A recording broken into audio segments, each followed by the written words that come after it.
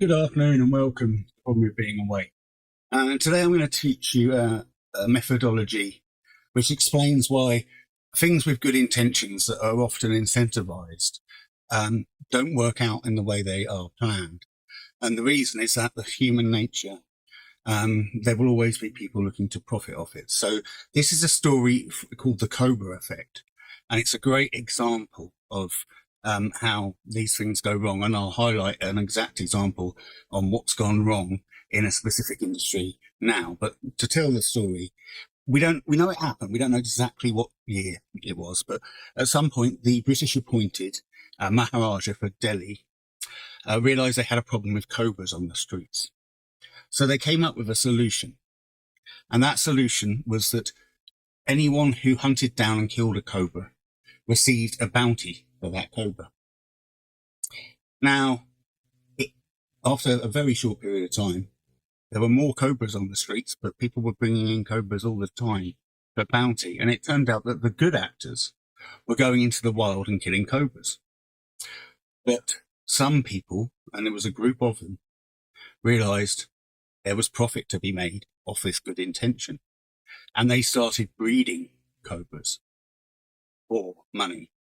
So there were lots of cobra farmers in Delhi who were breeding cobras so that they could kill them and get the bounty. And it became quite lucrative to them. So why would they want to give it up? So they turned a good intention on its head with their bad actions, trying to profit off it. And I have a saying that whenever a problem is trying to be solved, there will always be someone who is trying to extend that problem because they are profiting from it. That's pretty much true through human history. And I'll make a direct comparison. So in the end, the Maharaja found out about the farmers. He got rid of the bounty, and the farmers, having no use for the cobras, let them all go, and the cobra problem massively escalated in that area.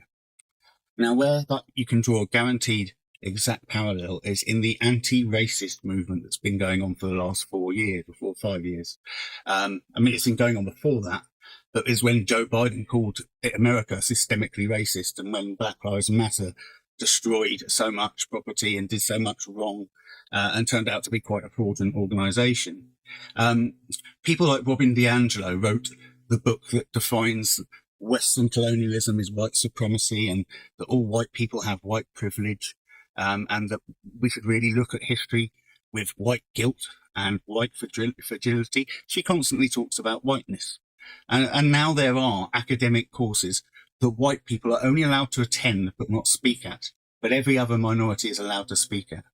Something has normalized being racist towards white people as being the reason for racism, being the reason and the way to stop it. Ibram X. Kendi said the only way to stop past discrimination,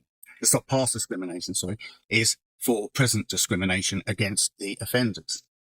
Doesn't work. Affirmative action got made illegal. DEI is far worse.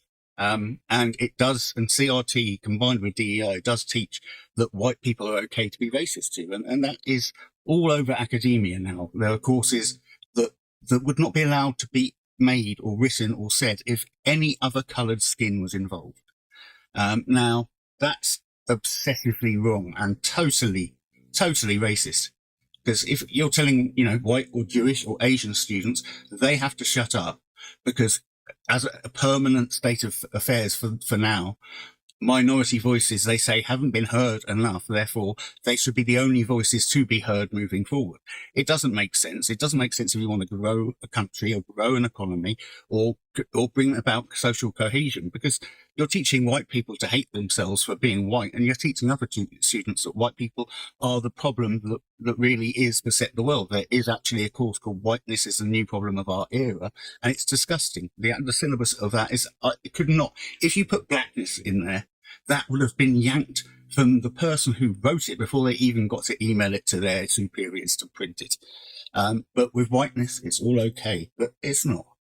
And white people won't accept it now because wokeism took a massive hit with the Donald Trump election, and we're not going to take all this race baiting and the industry of DEI, of which Robin DiAngelo is a major part, charging she charges fantastic amounts of money to give workshops to make white people feel bad about themselves for what she calls unconscious racism or implicit racism. Neither are true. Unconscious racism is impossible because the idea of your unconscious is to bring your thoughts to your conscious mind for consideration. So if you are unconsciously racist, you'd constantly be thinking about racist things because your brain would be making you do that. Implicitly racist suggests that because your ancestors were racist, you're implicitly racist, and therefore you're a lower class citizen. This applies to black reparations. If you find a conservative black man who's made it in the US and you say, would you like reparations? And if so, would you be happy to take them from a struggling lower class white family? And the answer is almost universally no. I mean, Thomas Sowell, Vince Everett Ellison all talk about this, and they wouldn't accept reparations because they don't think it's fair. And if you're going to give it to the government to pay, well, who pays that debt? Every other citizen. So this anti-racist literature and the whole DEI system is going to crumble, but it's going to take some time. It's all over Europe. It's in schools and governments, and it's completely wrong and really maladjusted. I'll go into that in more detail in another segment on DEI and the language they use to raise our children.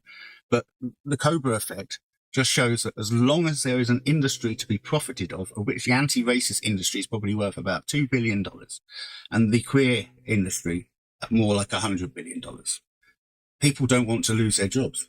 So what happens is, if there is no racism or no bigotry in your department, you have to create it to keep your job. Otherwise you don't have a job. And that's what's been happening. There's a great phrase, which is racism is in such shorter demand than it, such shorter demand than it is the request for supply. And that is true in Europe, that's true in the UK, and it's true in America. Racism is an internally held belief. Far fewer people hold that internally held belief than you're being told. But why? Because people are making £10,000 to £500,000 a day doing workshops teaching this crap. So make up your own mind about it. See how the Cobra metaphor fits across a whole load of woke ideology areas. And have a listen, have a think, see if you enjoy it. If you do, obviously give it a like, a subscribe, all that nice YouTubey stuff. It's good for me. But really, I just wanted to make that point because that metaphor mapped onto the anti-racist campaigns that are going on and various other things from wokeness. It really works where good intentions are first there, bad intentions will come along and start to profit off that problem. And it's happened throughout history. It's never not happened when a significant problem has been taken on by a governing body. And when it's incentivized, that's when people realize they can make money from it. So I'll leave it there.